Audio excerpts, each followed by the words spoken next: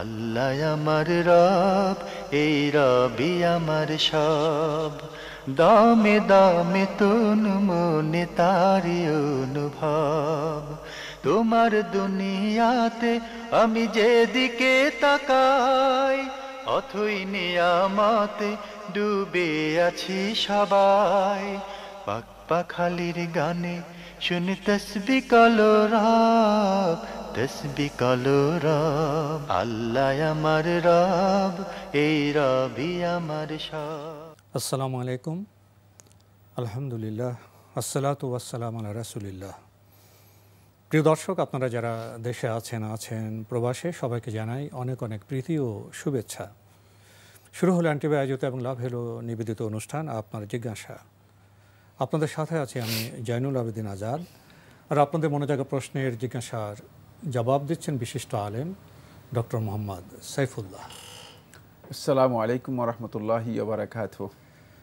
প্রিয় দর্শক, চলুন তাহলে জিজ্ঞাসার জগতে। শুরুতে একটি ইমেল পাঠিয়েছেন শামীম হাসান। লিখেছেন, হারাম কাজ করলে কি নেক আমল নষ্ট হয়ে যায়, যদিও তা শিরক বা কুফরি নয়? শিরক এবং কুফরি এই কাজগুলো মানুষের সমস্ত আমলকে বরবাদ করে দেয়। আর বিদআত তার ওই আমলটাকে নষ্ট করে দেয় যে আমলটি এর সাথে বেদাত সম্পৃক্ত হয়েছে। নির্দিষ্ট আমলটাকে নষ্ট করে দেয়। বেদাতও কিন্তু আমলের জন্য একটা বিধ্বংসী কাজ। তাই বেদাতের মধ্যে কোনো ব্যক্তি যদি নিবঞ্চিত হয়ে যায়, তাহলে কিন্তু বেদাত তার ওই আমলটাকে আমলের ফজিলত থেকে পরিপূর্ণরূপে তাকে ক্ষতিগ্রস্ত করবে, দূরে সরিয়ে দেবে। বাকি কোনো হারাম বা কবিরা গুনাহ এই কাজ মানুষের আমল নষ্ট করবে না, কিন্তু এই হারাম কাজগুলো, এই কবিরা গুনাহগুলো যদিও আমল নষ্ট না করে, খুব ভালো করে বুঝার বিষয় আছে। আমলের মূল যেই ভিত্তি, এই ভিত্তিটা আস্তে আস্তে করে কি করে দেবে? ধ্বংস করে দেবে। সেটা হলো, এটা ঈমানকে নষ্ট করে। ঈমানের মূল যেই বিষয়টি, সেটাকে নষ্ট করে দেয়। এই জন্য আহলুস সুন্নাত ওয়াল জামাতের সমস্ত উলামায়ে কেরামের বক্তব্য অনুযায়ী সাব্যস্ত হয়েছে, তারা বলেছেন যে ওয়াল ঈমানু ইয়ানতাকিসু আও ইয়ানকুসু বিল মাআসি, যে গুনাহর মাধ্যমে ঈমানটা আস্তে আস্তে কমতে থাকবে। গুনাহটা মানে কোন জায়গায় গিয়ে আঘাত হানতেছে? গুনাহটা আপনার মানে আমলটাকে নষ্ট করতেছে না, কিন্তু আমলের মূল জায়গায় আঘাত হানতেছে। মূল জায়গায় আঘাত আমি নেগেটিভে চলে যাচ্ছি, হ্যাঁ, নেগেটিভে চলে পজিটিভে যেতে পারতেছে না। এইভাবে সেটা কমাতে থাকবে, ঈমানটাকে কমাতে থাকবে। এমনভাবে কমাবে যে হাত্তা লা ইয়াবকা মিনহু শাই, এক পর্যায়ে গিয়ে ঈমানের আর কিচ্ছু থাকবে না। তো পুরা ঈমানটাকেই ধ্বংস করে দিলে তাহলে সেখানে আর আমলের কোনো সুযোগ নেই।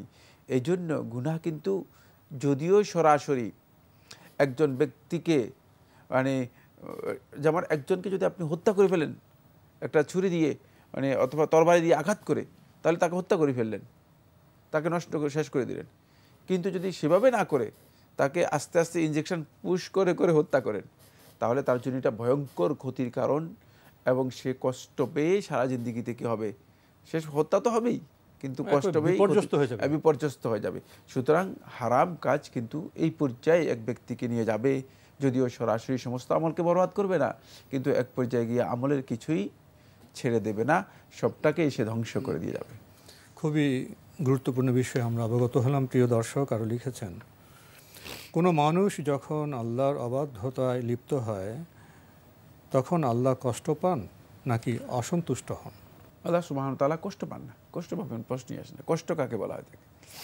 কষ্ট শব্দটি আল্লাহ রাব্বুল আলামিনের জাতের সাথে সামঞ্জস্যপূর্ণ নয়।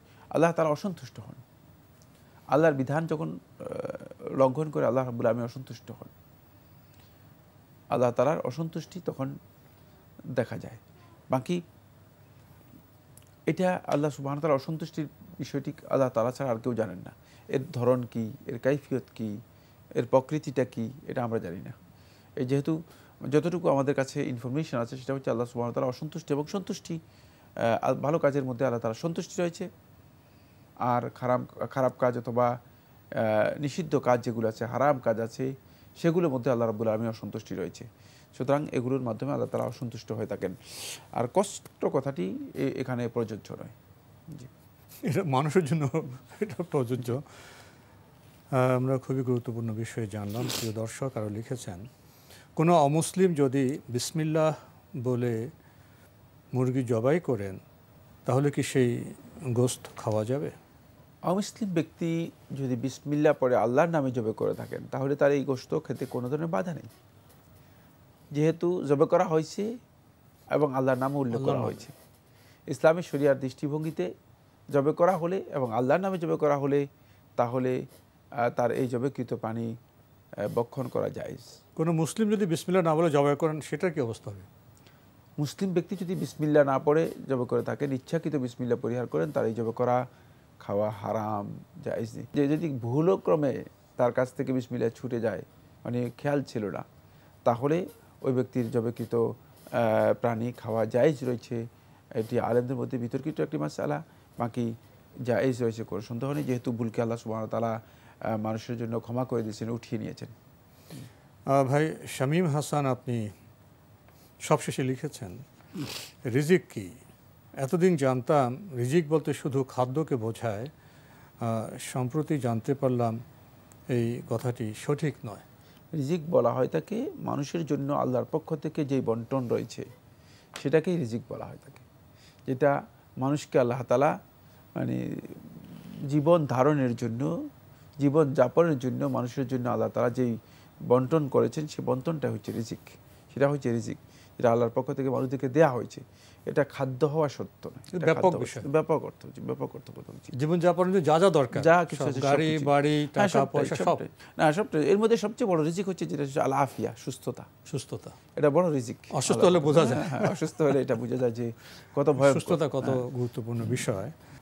প্রিয় দর্শক, আমাদের হাতে আরও একটি ইমেল পাঠিয়েছেন কামাল হোসেন। লিখেছেন, আমি সৌদি আরবের মক্কায় থাকি, আমি এক হাসপাতালে চাকুরি করি, কিন্তু এখন ডিউটি শেষ হবার পর হাসপাতালে গাড়ি চলে আসে, এ সময় এশার আজান মসজিদে দেয়। আমি যদি মসজিদে জামাতের সাথে নামাজ পড়ি তাহলে গাড়ি আমার জন্য অপেক্ষা করবে না। এই গাড়িতে ছেলে মেয়ে সবাই একসাথে যেতে হয়, আর বাসায় যেতে যেতে মসজিদে জামাত শেষ হয়ে যাবে। আমার প্রশ্ন, আমি কি মসজিদে পিছনে নামাজ আদায় করতে পারবো?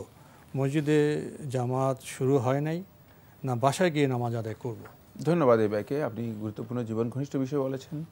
আপনি বাসায় গিয়ে সালাত আদায় করবেন, বাসায় পৌঁছার পরে যদি জামাত পান জামাতে অংশগ্রহণ করবেন, আর যদি জামাত না পেয়ে থাকেন তাহলে আপনি এই সালাত আদায় করবেন, জামাত করার সুযোগ থাকলে সবাইকে নিয়ে, অথবা একাকী সালাত আদায় করবেন। তবে এক্ষেত্রে উত্তম হচ্ছে যেটা, সেটা হলো সালাত জামাতে আদায় করে যদি উঠতে পারেন সেটা আপনার জন্য উত্তম। কিন্তু আপনি যেহেতু গাড়ির বিষয়টি রয়েছে সেক্ষেত্রে আপনার জন্য একটা ওজর রয়েছে। আবার এই বিষয়টিও দৃষ্টি আকর্ষিত হওয়া দরকার কর্তৃপক্ষের, যে নামাজের সময় কোনো মুভমেন্ট গাড়ি যাতে করে না ছাড়ে সেটা বলতে পারেন। কর্তৃপক্ষের কাছে সে দরখাস্ত পেশ করতে পারেন যে আমরা নামাজ কোথায় আদায় করব। যদি নামাজের আগে হয় তাহলে ভালো, নামাজের পরে হয় তাহলে ভালো। এই জন্য কর্তৃপক্ষের সেই বিষয়টি দৃষ্টি আকর্ষণ করতে পারেন, তাহলে হয়তো আপনি যে সমস্যার কথা উল্লেখ করেছেন সেই সমস্যা থেকে আপনি উত্তরণের একটা সুযোগ পেয়ে যাবেন ইনশাআল্লাহ। এখানে ব্যবস্থাপনাগত দিকটাও ইম্পর্টেন্ট। জি জি জি, আমাদের ব্যবস্থাপকদের অনেক বিষয়ে বোধহয় নজর দেওয়া প্রয়োজন। আমাদের হাতে একটি চিঠি পাঠানো হয়েছে কামারখালী ফরিদপুর থেকে, আর পাঠিয়েছেন নিঝুম, লিখেছেন আগের চিঠি। আমি একটা চিঠিতে এই প্রশ্নটি পাঠিয়েছিলাম কিন্তু উত্তর শুনতে পাইনি, তাই আবারও লিখলাম। প্রশ্নটা হলো, আমার স্বামী একদিন আমাকে বলেন, তুমি এই কথা লিখতে পারো। আমি বলি, কোন কথা? তখন তিনি বলেন, লেখো যে আমি আমার নিজের তালাক নিজেই দিলাম। তখন আমি বলি, ঠিক আছে লিখছি। তারপর ঘরে যেয়ে একটা সাদা কাগজে লিখি। তারপর সে বলে, লিখেছ? তখন বলি, হ্যাঁ লিখেছি। আমি বলি, কী যেন লিখব? তখন সে বলে যে, লেখো যে আমি আমার নিজের তালাক নিজেই দিলাম। তারপর বলে, দেখি কি লিখেছ? তখন আমি কাগজটা বের করে দেখাই। তখন সেই লেখাটা পড়ে কাগজ রেখে চলে আসে। এখন প্রশ্ন, সে আমাকে তালাক দিল না আমি নিজের তালাক নিজে দিলাম, ভালো করে বুঝিয়ে বলবেন। নিজের তালাক নিজে দিলাম বলতে কি বোঝা যায়, বুঝিয়ে বলবেন। মানে আপনি যে কথাই বলেছেন যে আপনার স্বামী আপনাকে লিখতে বলেছে আমি নিজে তালাক নিজে দিলাম না, এবং আপনি যে লিখেছেন এর মাধ্যমে আপনি কি তালাক দিয়েছেন? না, আপনি তালাকও দিতে পারেন নাই। আর আপনার স্বামী যেহেতু তিনি তালাক দেন নাই, প্রশ্নই আসে না এখানে তালাক হবে। জি, এটি একটা তালাক নিয়ে একটা তামাশা। আপনার স্বামীকে সতর্ক করে দেওয়ার জন্য চেষ্টা করুন। এই তালাক কাজগুলি নিয়ে কেমন, এই যে কাজটা আমরা পড়লাম চিঠিতে, এগুলি কোনো কাজ? এটা আমার কাছে মনে হচ্ছে যেন মানে তালাকের বিধান নিয়ে জীবনকে নিয়ে একটা উপহাস করা, যে মানে আমি তোমাকে হত্যা করে ফেলি। কোনো মুসলিম কি মানে একজন সমবেত করতে পারে? মুসলিম না, মুসলিম নয়, এটা কোনো মানে মানুষই। বিবেক সম্পন্ন ব্যক্তি, এটা বিবেকের কোনো কাজই নয়।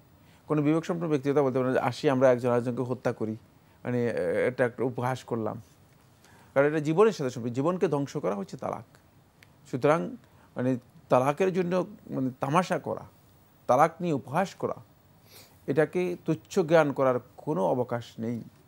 এই জন্য আল্লাহ রাসূল সাল্লাল্লাহু আলাইহি ওয়াসাল্লাম বলেছেন, তালাক নিয়ে যদি কেউ মানে হাজল করে, তামাশা করে, কেউ মানে ঠাট্টা করে তালাক দেয়, হাজলুহুন্না জিদ্দুন, মানে এর মানে ঠাট্টাটাও আল্লাহর কাছে এটি কিন্তু মানে ঠাট্টা নয়, এটা মানে অ্যাকচুয়াল, অ্যাকচুয়াল, এটা এর মধ্যে তালাক হয়ে যাবে অ্যাকচুয়াল।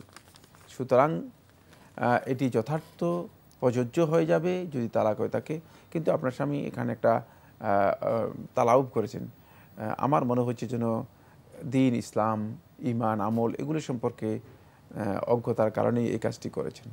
আল্লাহ আমার রব, এই রবি আমার সব। আল্লাহ আমার রব, এই রবি আমার সব। প্রিয় দর্শক, আমাদের হাতে আরও একটি চিঠি, এটি পাঠিয়েছেন হুমায়রা সুলতানা রায়া সাতক্ষীরা থেকে। লিখেছেন, গত 1 মাস আগে আপনার জিজ্ঞাসা অনুষ্ঠানে প্রশ্ন পাঠিয়েছিলাম, পেয়েছেন কিনা জানি না। যদি এই নামের কোনো লেখা পেয়ে থাকেন, তার জবাবও দিয়ে থাকেন, তাহলে প্লিজ প্রশ্নটির জবাব আরও একবার দিলে খুশি হব। কারণ টিভি লাইনের সমস্যার কারণে অনেক সময় অনুষ্ঠান দেখতে পারি না। লিখেছেন, মায়ের পায়ের নিচে সন্তানের বেহেশত, কিন্তু কন্যা সন্তানকে স্বামীর আনুগত্যের কথা, এমনকি আল্লাহ ছাড়া কাউকে সেজদার কথা বললে স্বামীর কথা বলা হয়েছে। কন্যা সন্তান কি শুধু স্বামীর সেবা ও তার কথা মতো চলবে? যদি বাবা মায়ের পুত্র সন্তান না থাকে, তবে কন্যা সন্তান কি স্বামীর অমতে তাদের দেখাশোনা করতে পারবেন? তাছাড়া মায়ের পায়ের নিচে বেহেশত, এটা কি কন্যা সন্তানের জন্য নয়, নাকি শুধু পুত্র সন্তানদের জন্য? বুঝিয়ে বললে খুশি হব। ধন্যবাদ। আপনি যে প্রশ্নটি করেছেন সেটা হচ্ছে মায়ের পায়ের নিচে সন্তানের বেহেশত যে কথাটি বলা হয় তাকে, এটা কি শুধুমাত্র ছেলে সন্তানের জন্য না মেয়ে সন্তানদের জন্য? না, ছেলে মেয়ে দুজনের জন্যই। এটি শুধুমাত্র মেয়েদের জন্য নির্দিষ্ট নয় বা ছেলেদের জন্য নির্দিষ্ট নয়, সকলের জন্যই। কিন্তু এর অর্থই নয় যে মানে ছেলেদের উপর আর বাকি যে সমস্ত ওয়াজিব আছে সেগুলো তারা নষ্ট করে শুধুমাত্র মায়ের হকটাকে আদায় করবে। এখানে মায়ের হকটাকে বেশি গুরুত্ব দেওয়া হয়েছে, আর মেয়েদের উপর তাদের আরও যে হক রয়েছে সেই হকটাকে বাদ দিয়ে, স্বামীর হককে বাদ দিয়ে, সন্তানদের হককে বাদ দিয়ে সে শুধুমাত্র মানে মায়ের খেদমত করবে, এটা বোঝার ওখানে উদ্দেশ্য নয়। এটা হচ্ছে মায়ের জন্য আপনার যতটুকু হক রয়েছে সে হকটুকু আপনি আদায় করবেন পরিপূর্ণরূপে, কিন্তু আপনি আপনার উপর ওয়াজিব আরও অন্য যে হকগুলো রয়েছে সেগুলোকে আপনি সবচেয়ে বেশি গুরুত্ব দিবেন। এক্ষেত্রে আপনার উপর সবচেয়ে শ্রেষ্ঠ যে হক, একজন নারী হিসেবে তার উপর সবচেয়ে শ্রেষ্ঠ হক হচ্ছে সেটা হলো স্বামীর হক। স্বামীর হকটুকু আপনি অবশ্যই কী করতে হবে, আপনাকে আদায় করতে হবে। স্বামীর হকটুকু আপনাকে আদায় করতে হবে। আর আপনার এখানে কোনো সাংঘর্ষিক কিছুই নেই। আপনি যদি আপনার মায়ের মানে প্রয়োজনীয় খেদমত করতে চান, প্রয়োজনীয় হক আদায় করতে চান, স্বামীর জন্য জায়েজ নেই যে আপনি আপনার মায়ের হক আদায় করবেন, আপনাকে বাধা দিবে। স্বামীর জন্য এটাও জায়েজ নেই। আর 2 নম্বর হচ্ছে মানে স্বামী যদি কোনো বিষয় আপনাকে নিষেধ করেন, তাহলে আপনি স্বামীকে লঙ্ঘন করে আপনি সে কাজ করতে যাবেনও না। সেটা আপনাকে খেয়াল রাখতে হবে যে আপনাকে সমন্বয় সাধন করতে হবে। এই জন্য যদি আপনি মনে করেন যে মানে স্বামীকে জানিয়ে আপনার এই কাজগুলো করা দরকার, আপনার হকগুলো সব কি স্পষ্ট থাকবে।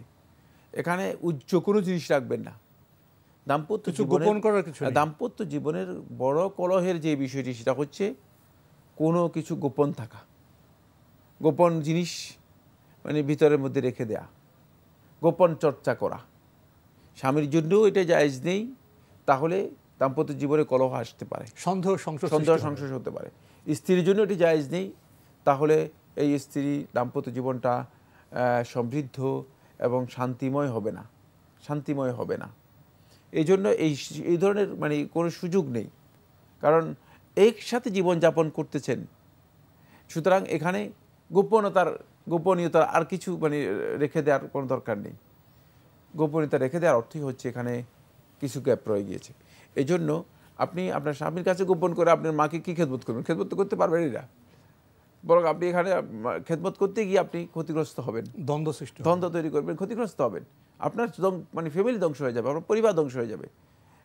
আর নারী সন্তানদের সবচেয়ে গুরুত্বপূর্ণ বিষয় হচ্ছে তাদের পরিবারকে তারা সবচেয়ে বেশি অগ্রাধিকার দিবে। এইখানে তারা পিতামাতার যতটুকু হক তাদের পক্ষে পালন করা সম্ভব ততটুকু পালন করবেন, যতটুকু সাপোর্ট দেওয়া সম্ভব ততটুকু সাপোর্ট দেওয়ার চেষ্টা করবেন যদি তাদের সামর্থ্যের মধ্যে থাকে। কিন্তু তাদের সবচেয়ে বেশি অগ্রাধিকার দিবেন, যেহেতু তাকে মানে তার মা সম্পর্কে জিজ্ঞেস করা হবে না। মায়ের প্রতি যদি জুলুম করে তাহলে জিজ্ঞাসিত হবে, কিন্তু যদি মা এর প্রতি জুলুম না করে মা সম্পর্কে জিজ্ঞেস করা হবে না। জিজ্ঞেস করা হবে তার দায়িত্ব দেওয়া হয়েছে, দায়িত্ব সম্পর্কে। কালো কুল্লু রাইন ইউসআলু ইয়াউমাল কিয়ামাতি আম্মা ইসতারআহু, প্রত্যেকটি দায়িত্বশীলকে তাকে যে দায়িত্ব দেওয়া হয়েছে তার কর্তৃত্বে যারা ছিল তাদের সম্পর্কে জিজ্ঞেস করা হবে। সুতরাং এখানে আপনি জিজ্ঞাসার মুখোমুখি হবেন। এই জন্য আপনার পরিবারের বিষয়, আপনার সন্তানদের বিষয়, আপনার স্বামীর হকের বিষয়গুলোকে আপনি উপেক্ষা করে আপনি বলেন যেহেতু মায়ের পায়ের নিচে মানে জান্নাত রয়েছে, সুতরাং আমি ওখানে জান্নাত খোঁজার জন্য তালাশ করে থাকি। মানে এক দরজা বন্ধ করে দিয়ে আরেক দরজায় জান্নাত তালাশ করে চলবে না, বরং এটাকে সমন্বয় করতে হবে। সমন্বয় হচ্ছে যে কোন নারীর জন্য তিনি তার স্বামীর হক পরিপূর্ণরূপে আদায় করবেন এবং সেখানেই তিনি জান্নাত তালাশ করবেন। আর স্বামীর হকের মধ্যেই অন্তর্ভুক্ত রয়েছে যে তিনি তার পিতামাতার খেদমত করবেন, পিতামাতার প্রতি সদ্ব্যবহার করবেন। প্রিয় দর্শক, এই চিঠির মধ্যে আমাদের সমাজ বাস্তবতা আছে। সাহিত্য বিষয়টা আমাদের স্পষ্ট করলেন। সংসারে তো স্বামী থাকে, ছেলেমেয়েরা থাকে এবং জীবনের সাথে সম্পৃক্ত থাকে বাবা মা। এখানে আমাদের সমন্বয়ের চিন্তা করতে হবে। এখানে পরস্পরকে সহযোগিতা করতে হবে। স্বামীকে স্ত্রীর সমস্যা বুঝতে হবে এবং স্ত্রীকে স্বামীর আনুগত্যের বিষয়টি উপলব্ধি করতে হবে। আসলে সমন্বয়ের পথেই অনেক সমস্যার সমাধান সহজে হতে পারে। আরও লিখেছেন, রাসূল সাল্লাল্লাহু আলাইহি ওয়াসাল্লাম মিরাজে গিয়ে বেশি সংখ্যক নারী জাহান্নামে দেখলেন। এর কারণ স্বামীর নাফরমানি ও স্বামীর হক আদায় না করা। আমার প্রশ্ন হলো, যেসব নারীর স্বামীর হক আদায়ে ত্রুটি হলো তাদের তো ইবাদত গ্রহণযোগ্য হচ্ছে না, তারা তো জাহান্নামে। এমত অবস্থায় স্বামীর জন্য পাপী নারীদের তাদের অন্য ইবাদতের প্রয়োজন আছে কি? তারা ইবাদত করলে কোনো সুফল পাবে কি? কারণ ওইসব নারীর জন্য জাহান্নাম তো নির্দিষ্ট হয়ে আছে, জানালে উপকৃত হব। নবী সাল্লাল্লাহু আলাইহি ওয়াসাল্লাম মেরাজে যখন গিয়েছেন তখন জান্নাতে অধিকাংশ নারীদেরকে দেখেছেন জাহান্নামের অধিকাংশ অধিবাসীদের মধ্যে নারীদেরকে দেখেছেন। কিন্তু রাসূল সাল্লাল্লাহু আলাইহি ওয়াসাল্লাম তো এই কথা বলেন নাই যে আপনাকেও দেখেছেন। আপনি তো এখানে এই মিনিং করছেন। আপনি আল্লাহ রাসূল সাল্লাল্লাহু আলাইহি ওয়াসাল্লাম হাদিসটাকে কেন নিজের উপর নিয়ে যাচ্ছেন? নিজের উপর কেন আপনি আরোপ করলেন? হ্যাঁ, কেন এই হাদিসটাকে আপনি নিজের দিকে নিয়ে যাচ্ছেন? আপনি নিজের দিকে এটাকে মানে নিয়ে এসে আপনি বলতেছেন যে হ্যাঁ আমি তো জাহান্নাম তো নির্দিষ্ট হয়ে আছে। না, জাহান্নাম আমার জন্য নির্দিষ্ট করা আছে। প্রশ্ন আসে, রাসূলুল্লাহ সাল্লাল্লাহু আলাইহি ওয়াসাল্লাম এখানে যেটা বুঝাতে চেয়েছেন সেটা হচ্ছে অপরাধ, এক পর্যায়ের অপরাধ রয়েছে যে অপরাধটি কুফরানুল আশির, স্বামীর অকৃতজ্ঞ হওয়া, নাফরমানি করা, এবং এই অপরাধের কারণে অনেক নারী জাহান্নামী হবে। এখন আমাদেরকে চেষ্টা করতে হবে যে স্বামীর অকৃতজ্ঞ যাতে আমরা না হই, স্বামীর নাফরমানি আমরা না করি, স্বামীর সাথে আমরা মানে দুর্ব্যবহার না করি, স্বামীর আনুগত্য করার জন্য চেষ্টা করি। স্বামীর আনুগত্যের ব্যাপারে গুরুত্ব দেওয়াটা হচ্ছে মুসলিম নারীদের অপরিহার্য একটি বিষয়। এর অপরিহার্যতার বিষয়টি গুরুত্ব দেওয়ার জন্য, বোঝানোর জন্য আল্লাহ রাসূল সাল্লাল্লাহু আলাইহি ওয়াসাল্লাম এখানে এই দিক নির্দেশ করেছেন। এই দিক নির্দেশ করেন নাই যে রাসূল সাল্লাল্লাহু আলাইহি ওয়াসাল্লাম যে নারীরা সবাই জাহান্নামী, অথবা নারীদেরকে জাহান্নামে দেখে এসেছি সবাইকে। এটি একটা কারণ, একটি কারণ হিসেবে উল্লেখ করা হয়েছে। সেই হাদিসের মধ্যে আরও কিছু কারণও রয়েছে, আরও কিছু কারণ উল্লেখ করা হয়েছে।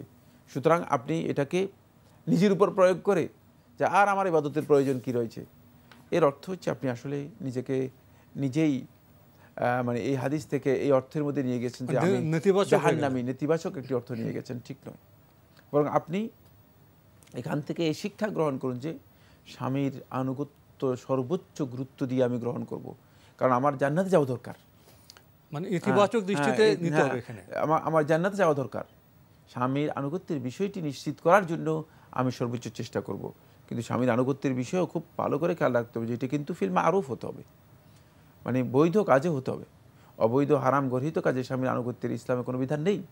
তাই বৈধ কাজে আপনি যদি স্বামীর আনুগত্য করেন, কেন করবেন না? প্রথম কথা যে করেন, তাহলে তো আপনি বিশাল মর্যাদাই পেয়ে গেলেন। আর কেন করবেন না, কী কারণে করবেন? এটা তো স্বাভাবিক, এটাই সঙ্গত বিষয়। যেহেতু আপনি দাম্পত্য জীবন করতেছেন, আপনার এই জীবনের শান্তির জন্য, আপনার এই জীবনের নিরাপত্তার জন্য এবং এই জীবনের সুখময় করার জন্য আপনার প্রয়োজন হচ্ছে আপনি স্বামীর আনুগত্য করবেন। আজকে আমাদের এখানে শেষ করতে হচ্ছে। আপনাকে অনেক ধন্যবাদ।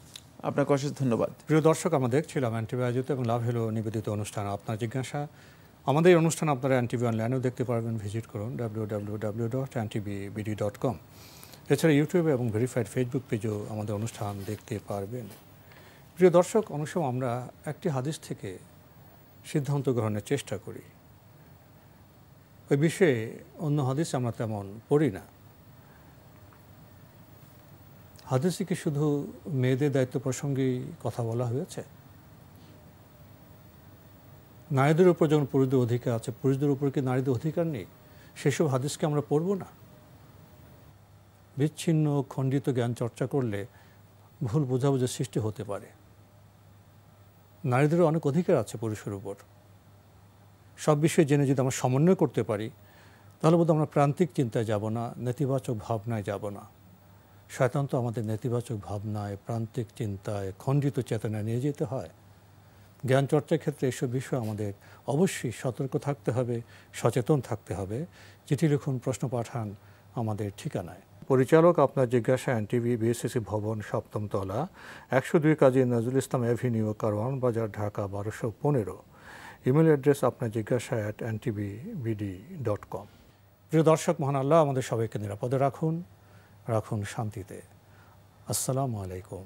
আল্লাহ আমার রব, এই রবি আমার সব, দামে দামে তুন মনে তারি অনুভব।